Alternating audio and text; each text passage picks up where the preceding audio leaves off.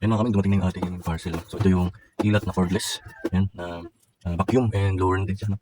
Then, itong version na to mga kaming ay upgraded na. So from 4,000 milliamp hour ay 8,000 milliamp hour na siya. No? So meron na din siyang ilaw. Yan. Ilaw, tsaka fan. Yan. Tapos 3-in-1 na siya. Then portable din to. No? So maliit lang kasi siya at maganda gamitin. Okay. So ito testing natin siya. Okay, yan yung mga kasama niya. Mayroong filter, may nozzle, mayroong brush. Yan. Iba't ibang no? So, mas matagal nyo na magagamit kasi 8,000 milliamp hour. Then, rechargeable pa siya. Then, Type-C na yung kanyang charger. So, yan yung model ng kilat ng KMT F05. Yan. So, buksan natin. Ano yung laman nito. So, ito yung manual niya. Yan. So, ito yung pan siya gamitin. Pan assemble. So, madali lang. So, ito yung pinakang blower or pan. No? Mabigat siya. May LED dito. And, ito yung kanyang switch button. Then, dito sa harap, dito yung kanyang blower button. Ito.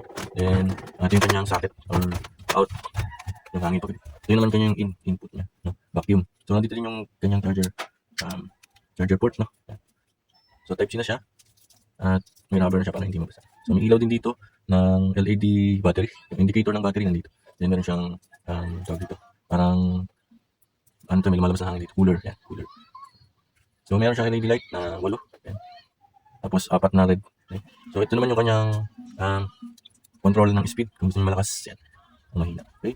Then, yun lang. So, yung kanyang, ito yung mga kasama niya ay Type-C cable. Yan. Medyo makapal, maganda. Ito yung mga nozzle na mga kasama. So, ito din yung gamit na gamit dito. Assemble mo. Yan. Malak na siya.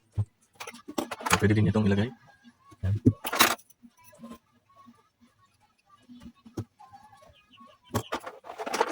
Dito pala yan. Ito yung kanyang vacuum tsaka filter, no?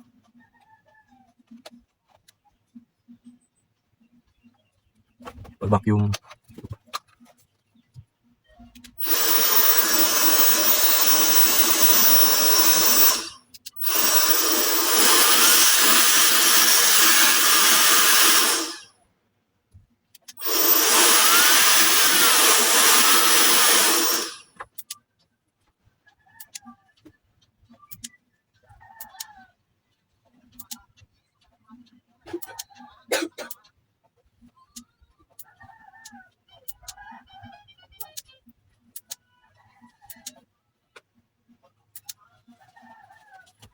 yung lima kasama niya, testing natin.